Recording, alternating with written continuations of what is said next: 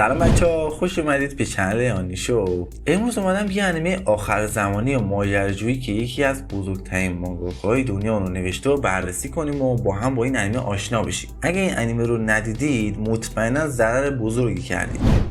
خب همونطور که گفتم این انیمه به دست یکی از بزرگترین اسطوره‌های صنعت انیمه که با عنوان پدر انیمه شناخته میشه ساخته شده.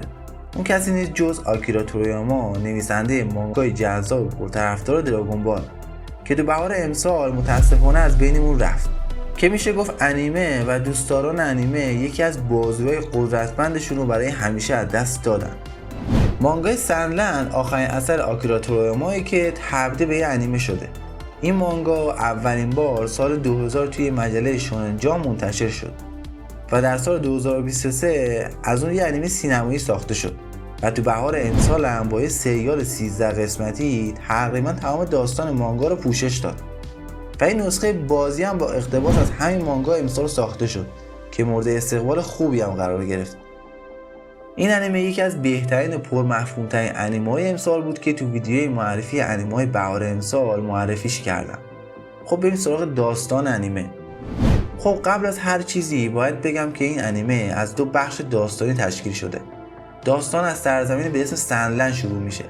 دنیا با آخر خودش رسیده و بی‌آبی همه جا رو گرفته.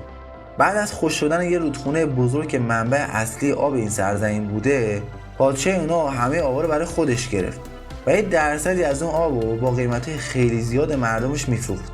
به همین دلیل مردم روزای سختی میگذرونن که تا یک روز توی شهر کوچیک مردم اونجا انقدر به آب احتیاج داشتن که دست به دامان یک کلانتر وظیفه شناس به اسم راو شدن تا براشون یکم آب پیدا کنه. اون بعد از کلی فکر کردن برای حل این مشکل به روستای شیاطین که اتفاقا خیلی با انسان‌ها هم مشکل داشتن میره تا ازشون توی سفرش برای پیدا کردن آب کمک بخواد. بیلزبوب شاهزاده شیاطین که این درخواست براش خیلی عجیب بود، بعد از مشورت با پدرش به همراه سیف که یکی از افراد مورد اعتمادش بود با راو همراه میشه تا چشمه افسانه‌ای که تو انیمه راجبش صحبت میشه رو پیدا کنن. اونا تو این سفر اتفاقا و احساسات جدید رو تجربه میکنن و از رازهای گذشته هم خبردار میشن و کلی ماجراجویی و داستان براشون اتفاق میفته که شما رو محو داستان و دنیاشون میکنن. تو نگاه اول ما فکر میکنیم ژانر این انیمه ماجراجویی آخر زمانیه، اما وقتی یکی دو قسمت میبینیم متوجه دنیای سایبورگی و جنگیش میشیم که شما رو یاد فیلم مدمکس میندازه. تو دنیای آخر زمانی تکنولوژی حرف اول میزنه، با اینکه سنلند خیلی آخر زمانی نیست ولی سعی کرده اون حالت و جو پایان دنیایی رو با چاشنی سایبورگی به ما نشون بده. یعنی بگم از هر 10 تا آدمی که من دیدم 2-3 تاش سایبورگ بودن. از اونجایی که شخصیت اصلی ما یه سرباز ارتش سابقه و داره با پادشاهی که دنبال انحصار کردن آبه مخالفت میکنه، مجبوره با ارتش مبارزه کنه که این مبارزه با سلاحی پیشرفته و تانک و تفنگ انجام میشن.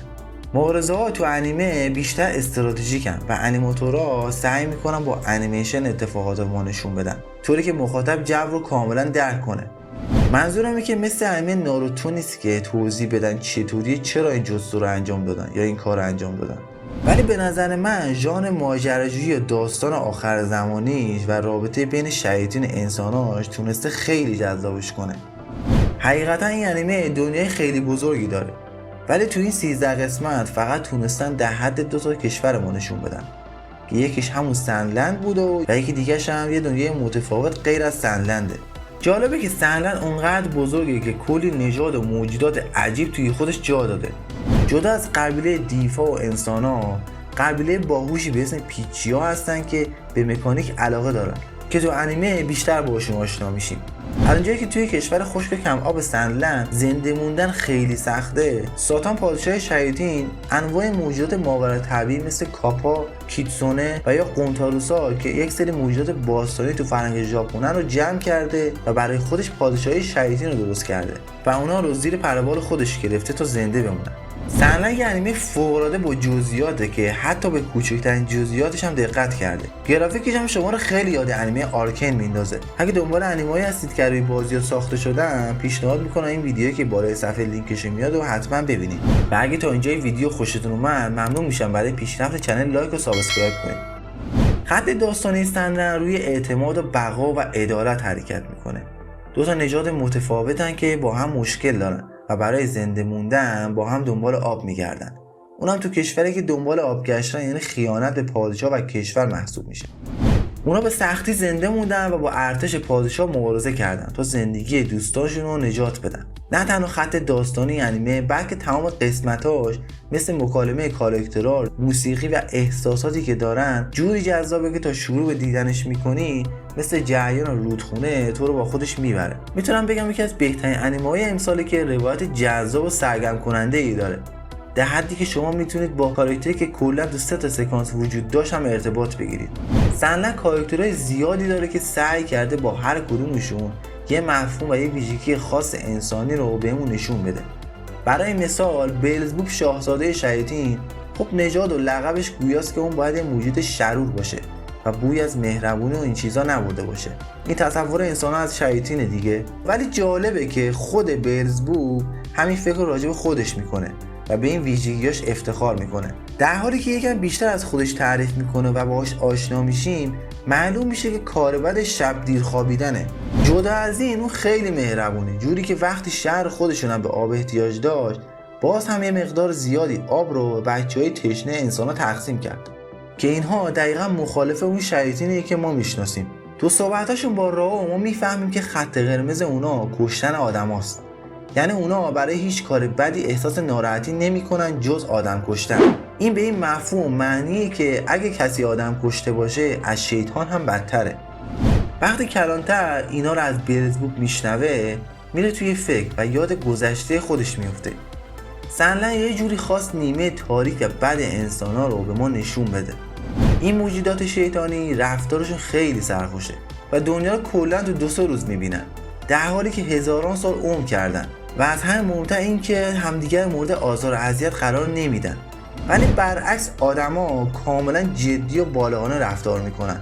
اونا عمرشون خیلی کوتاه‌تر از این شیطاناست ولی زندگی و هر روز برای خودشون سخت‌تر از دیروز میکنن و از همین مهمتر و همیشه دنبال منفعت و خودخواهی و کشتار همراه خودشونن. این انیمه واقعا خیلی خوب تونسته تفاوت یه اهریمن خیالی با یه شیطان واقعی رو ما نشون بده. این انیمه با نشون دادن یه سفر خطرناک به دنبال آب همراه با 2 تا از نژادهایی که میشه گفت با همدیگه دشمنای خونیان خواست روند اعتماد و اینکه چطور و چرا باید به کسی اعتماد کرد رو نشون داد و اینکه ایرادی نداره که اول هر رابطه و دوستی به شخص مقابل اعتماد نداشته باشی. کلا اعتماد کردن برای انیمه سنلا خیلی مهم بود و همش سعی میکرد این کلمه اعتماد به همدیگه رو و باور داشتن رو کاملا به ما نشون بده. خب بچه‌ها رسیدیم به آخر ویدیو. امیدوارم خوشتون اومده باشه و این انیمه رو از دست ندید. اگه این انیمه رو هنوز ندیدید حتما امتحانش کنید چون یکی از قشنگترین و پرمفهومترین انیمه‌های استاد آکیراست که خیلی پیشنهادش میکنم. اگرم دیدید حتما نظرتون رو با هم به اشتراک بذارید. خوشحال میشم. برای پیشرفت چنل لایک و سابسکرایب فراموش نشه. به ویدیوهای دیگه ما هم سر بزنید.